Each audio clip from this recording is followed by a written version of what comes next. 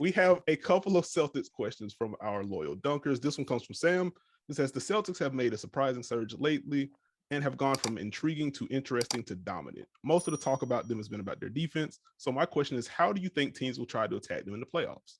What, if any, are their weak spots defensively? Will teams just try to run against them before they're set, or will teams try to get them in rotation to see if they can beat them with ball movement? Seerat, what do you think? I mean, yeah, they'll try,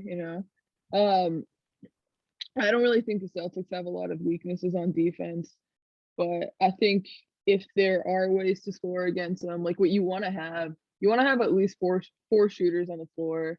You want to move the ball well, and you want to just honestly, you just want to have good scorers. Like you just want to have guys that can make tough shots, and which is to say, like the Nets, the There we go. Warriors, the Mavericks win against them was, I think, informative in a way, right? Where you have a guy in Luca that's just kind of, over the course of a series is going to be able to have moments where no matter what the defense is, like he just has unstoppable stretches, right? Not all the time, but he will. And then, Kevin Durant as well. For the most part, generally unbothered by the presence of Robert Williams or whoever it might be. That's essentially, I think, what the formula is against Boston. Like the way to beat them in the playoffs is probably just going to be that their offensive firepower is not going to be enough for some of the best defenses in the league. But yeah, they're really hard to score against. Like I struggled with this question because for the most part, like almost every team has some sort of defensive limitation, right? But like you look at this team and it's just like their isolation defense is, I say like when in doubt ISO, but for them it's like they're very creative with like how they stop you in isolation too. Like just like what they did against Jokic was incredible. Like the day-to-day defensive adjustments have been really cool to watch.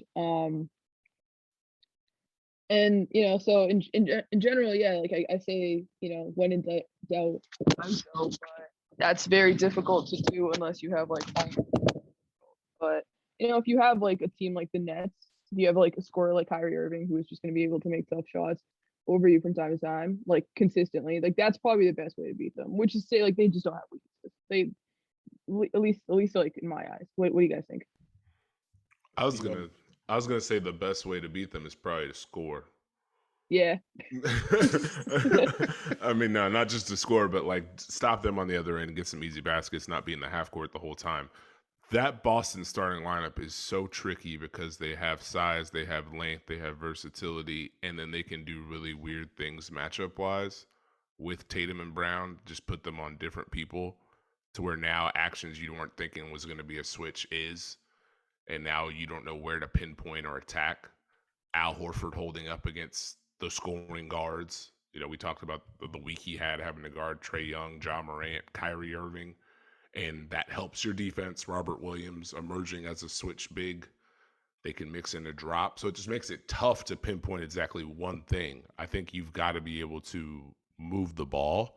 You've got to be able to be consistent. You can't play slow, and you have to get through multiple actions. Or, as stated, have bucket getters that will help balance those possessions where Boston is really getting into you defensively. So there's no real one weakness for me unless you're going to get to their bench lineup.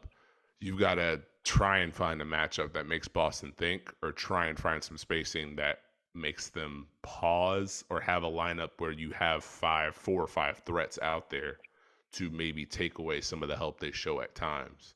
But Yeah, it's going to they're be really tough. tricky. No, what they've done as far as, hey, we're switching, but we're only switching these people, but you don't really know that because we're not telling you right away, but then we do it. So now you're expecting it, but then we change. Like their adjustments defensively on the fly, that consistency has been huge compared to where they were at the start of the season, where you could see they were trying to do it, but it wasn't consistent. They would stop Yeah. guarding. Now these guys are just all over it. The other thing is like if you want to go 5 out on them to counter their defense, they do play Time Lord and Horford at the same time, and Jaylen Brown is your 3. That is for whoever you want to call it, like whether it's Jalen or Jason. Those are both like just 2 huge guys to have at your 2 and 3. You're just gonna get out rebounded. So that's the problem on the other end. Like there's very few starting 5s that'd be able to kind of contend with them on offense without getting completely beat up on the other side of the floor. Like watching them against Denver, like there was a point where they had like the Jokic and DeMarcus on at the same time to kind of try to make that happen. And it was just like it was like a little bit too like break emergency glass type of moment, right? Like it was like the game was out of hand, but it was just really interesting to watch that type. Like they've now gotten to the point where they're inspiring things like that. Yeah, they are insane. Like I think if you're going to try to pinpoint, I don't think they have weak spots defensively. I mean, they're the best defense in basketball for a reason. If you're going to target weaker spots, like I think your best way of attacking Boston is if you try to engage Robert Williams in drop whenever he's in a drop, since he's simply good and not great at it.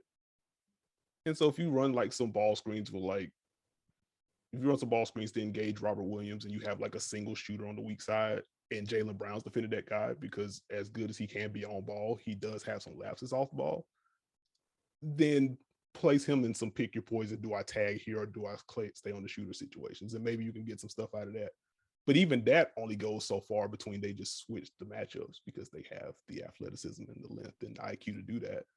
And you still got Horford there, right? Yeah. Like it just gives Robert Williams a little bit more give too, where he can, if he wants to drop back a little bit more on defense, or if he wants to play a little bit more aggressively, that's fine too. And Jalen and Jason, like they can just bump guys on the side, like they can send, like they're really long too. Mhm. Like it just gives. They all help each other really well too. Like we talk about Horford's sort of defensive renaissance, and he's definitely like something definitely happened, right? But at the same time, I think a lot of it is just the fact that his mistake, like if you do get beat, it's okay because there's going to be somebody behind you. Like it's just like that's kind of the beautiful thing of having two guys that can actually protect the rim on the floor together as well. Like watching the early parts of that Warriors game before Steph was out too, like you just notice like Horford could just be way out on Steph in a way that I don't think he would be if he didn't know that Williams was there behind him. Mm-hmm.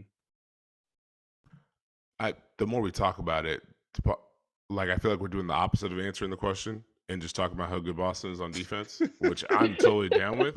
But like they're just so good at doing multiple things. Like there's no exploit, Usually when a team runs a scheme, hey, they're doing this, we can find X. But you don't know if they're going to switch, be in a drop, or Marcus Smart's going to decide, hey, I'm just going to go under. Okay, so now that pick and roll is busted. Let's try some dribble handoffs. Oh, they switched it. Sweet. Let's try and drive an attack. They kept the ball in front and helped. Great. So that versatility is going to help them in the playoffs, and that versatility makes it just tough. Like it's just tough.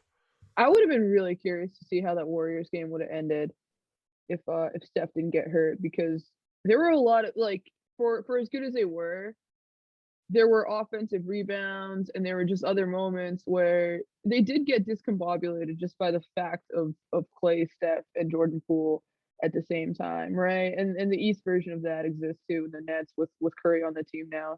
Like I would have been a 7-game series with Boston against either of these two teams, I'd be incredibly psyched for that reason. I just want to see like what kind of breaks first. Like does Boston eventually just get too confused because that's like what those teams do to everybody else, or are they going to be the guys that kind of like are able to somehow stop all of that? I have my doubts. I kind of just feel like in the playoffs, better offense will end up trumping great defense. But it would be fun to watch.